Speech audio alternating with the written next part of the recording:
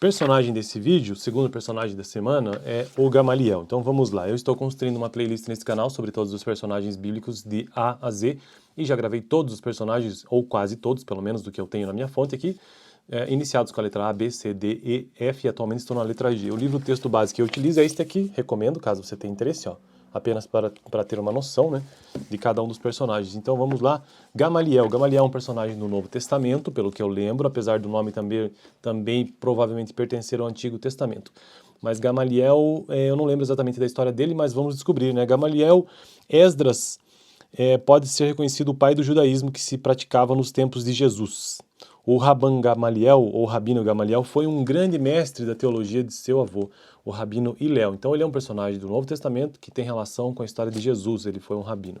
Que pode ser considerado o pai do judaísmo rabínico, que tem sido praticado desde a destruição do Templo de Jerusalém, do ano 70 até hoje. Então o avô desse personagem bíblico, Gamaliel, é considerado o pai do judaísmo rabínico. Olha só que coisa, né? Gamaliel foi tão honrado pelos judeus de sua época que foi o primeiro a receber o título de Rabban, nosso mestre, em vez de Rabino, meu mestre. Então, na verdade, Rabino e Rabban são títulos. Ele era mais do que um Rabino, ele era um Rabban. Isso pode parecer uma pequena distinção, mas era um título de grande honra e reverência. Tradicionalmente, é aplicado apenas aos grandes rabinos, descendentes do Rabino Hillel. Ele é frequentemente chamado Gamaliel, o ancião. Seu neto, conhecido como Gamaliel o jovem, também seguiu a linha de distinção dos grandes e sábios mestres. Gamaliel pertencia à seita dos fariseus, Gamaliel era um fariseu.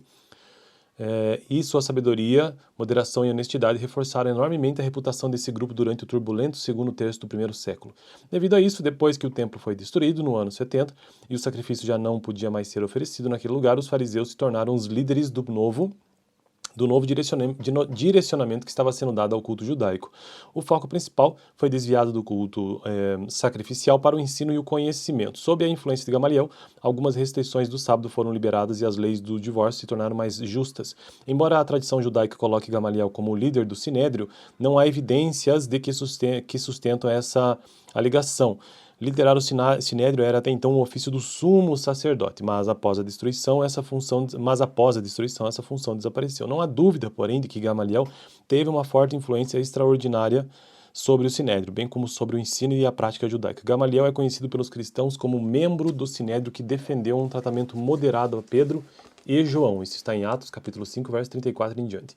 Lucas cita Paulo, alegando que Gamaliel foi seu mestre, ou seja, lá no capítulo 22 do livro dos Atos. Foi Gamaliel quem disse que os cristãos não deveriam ser perseguidos, porque se o ensino deles fosse a de Deus, ninguém poderia detê-los, se não fosse, morreria por si mesmo. Embora não tenha sido de modo algum tentado aderir ao novo movimento, ele pode ter demonstrado alguma simpatia, pois os fariseus defendiam firmemente a doutrina da ressurreição do corpo, enquanto os saduceus, outra seita, outra vertente religiosa judaica, rejeitavam a ressurreição veementemente. Além disso, ao mesmo tempo em que os saduceus defendiam uma punição severa por qualquer infração da lei, os fariseus eram consideravelmente mais tolerantes, entregando a Deus o julgamento e a punição dos pecadores. O historiador judeu Flávio Joséfo descreveu os saduceus como rudes e duros e os fariseus como tolerantes e gentis em sua fé. É importante dizer que Joséfo era um fariseu, embora ele muitas vezes os tenha criticado.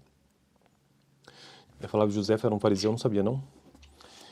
O relato que Lucas faz de alguns eventos históricos recontados em Atos, tais como o discurso de Gamaliel, escrito lá em Atos capítulo 5, em diante, verso 34, né, levanta muitos questionamentos por dar a impressão de conter algumas imprecisões.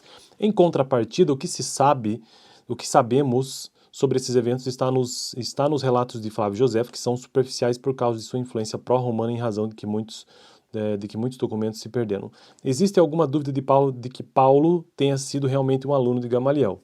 A zelosa perseguição de Paulo, empreendida aos cristãos, bem como a sua primitiva teologia judaica, não são coerentes com o ensino gentil e tolerante de Gamaliel. Se Paulo foi aluno mesmo de Gamaliel, aprendeu bem a Torá, mas não aprendeu, nos anos que antecederam sua conversão, a ser moderado como seu mestre.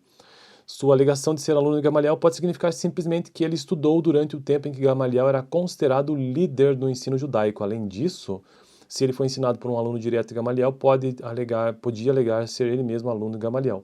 o que era comum na época. As datas mais importantes da vida de Gamaliel não são conhecidas, mas os principais fatos ocorreram entre os anos 20 e 50 depois de Cristo.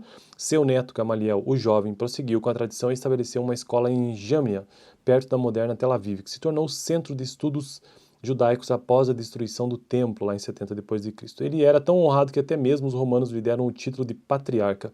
Foi ele que desenvolveu os rituais da Páscoa judaica, que são utilizados inclusive até hoje. Interessante, né? Eu não fazia ideia que esse personagem bíblico era tão influente na história judaica. Próximo vídeo, então, o personagem Geazi. Deixa eu ver se a história é muito longa, senão teria que dividir em 2 vídeos. Não dá para gravar um só. Vídeo passado eu tratei sobre quem? Sobre Galho. Vou deixar aqui no final. Valeu!